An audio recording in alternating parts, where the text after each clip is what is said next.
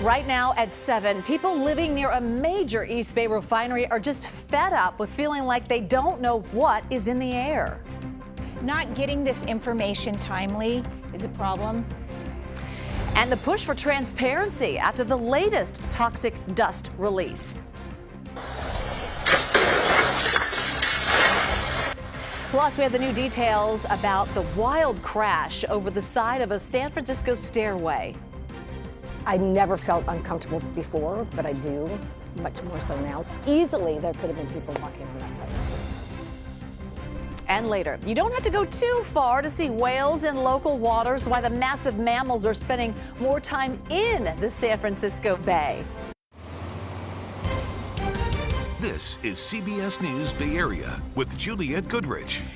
Hello, we begin in the East Bay, where people living near a major refinery say they are just tired of waiting hours to find out about toxic chemicals being released into the air. You may recall the day after Thanksgiving, Martinez residents, they woke up to find white dust covering their cars, their windows, pretty much anything outdoors on the surfaces. The Martinez Refining Company had accidentally released so-called spent catalyst.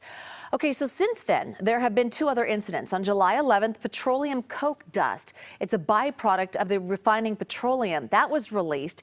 And then this past Saturday, more coke dust was released, though county health officials said this one did not spread to the surrounding community. So our Wilson Walker went out to the area, and he spoke with one refinery neighbor who says it's time for some changes. So I was super excited when we sat around here and we're talking, and all of a sudden I get a text from my friend who says there's been another release. And Heidi Taylor was hosting guests on her patio when she learned of the latest release from her neighbor, the refinery just across the street. Right there, you can Only see when she received the news, it was hours after it actually happened. Not getting this information timely is a problem. There was no broader alert issued because Martinez Refining Company determined that Saturday's release required just a level 1 notification. In a statement, the company said that, quote, based on community monitoring results, the release was contained on site without any off-site impacts, unquote. They also apologized for any concern. County health officials also said they found no evidence of materials in their search. This is MRC's air monitoring program. For many neighbors, however, the third release comes far too close to the previous two. In fact, representatives from the refinery addressed this issue before Martinez city officials just last week. We get very little information, and at the city council meeting last week, we got a lot of apologies. It's not who, what we're about. It's not who we want to be. The refinery has said that this is not how they want to do business, but the way that they've been doing business has made it really clear that they do need to change the way that they do things. That was Martinez Mayor Brianne Zorn commenting after the July 11th release, and lawmakers from Martinez to Washington have now expressed similar concerns. Yes, everybody's on the same page. Everyone wants to talk about how this is a refinery town, but things are changing. And we are demanding more of our so-called neighbor. As for the three incidents, an independent consultant is now looking into the cause of the Thanksgiving release. The FBI also announced an investigation in May. A preliminary 30-day report is still pending on the July 11th release, and that team will also now take up looking into what happened here on Saturday. Martinez officials are putting updates on the refinery chemical releases, flare-ups, anything out of the ordinary on the city's website. Okay, say goodbye to Twitter and hello to X. The social media platform already changed its company name to X Corp, and now they're showing off their new logo. That is, the new logo was projected onto their San Francisco headquarters last night, and today our chopper was there as they were taking down the old sign. One of the designers behind Twitter's Bluebird logo said he's sad to see it go, but he understands the company's evolution.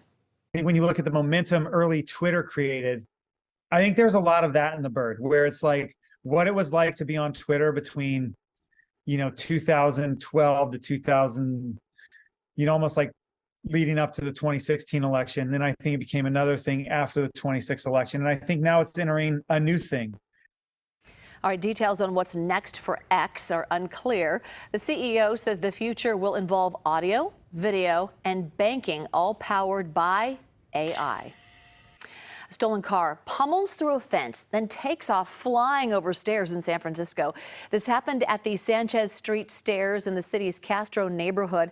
Jose Martinez has been following this story and has the latest developments from police.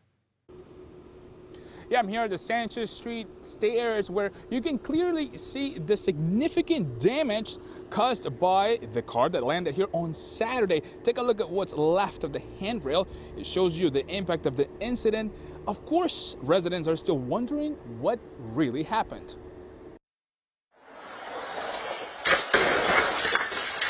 Two days after a car flew off the road and crashed into Sanchez Street in the Castro, residents like Janet Covey say they're still completely in shock. It was kind of crazy. I walked by, I saw the tree and everything, and the car had been taken away, but it was like, what happened?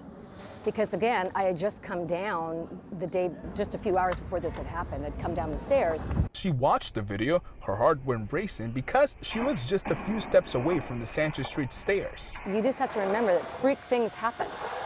And what if someone had been walking right under there when that car hit? Fortunately, no one got hurt, but easily there could have been people walking on that side of the street.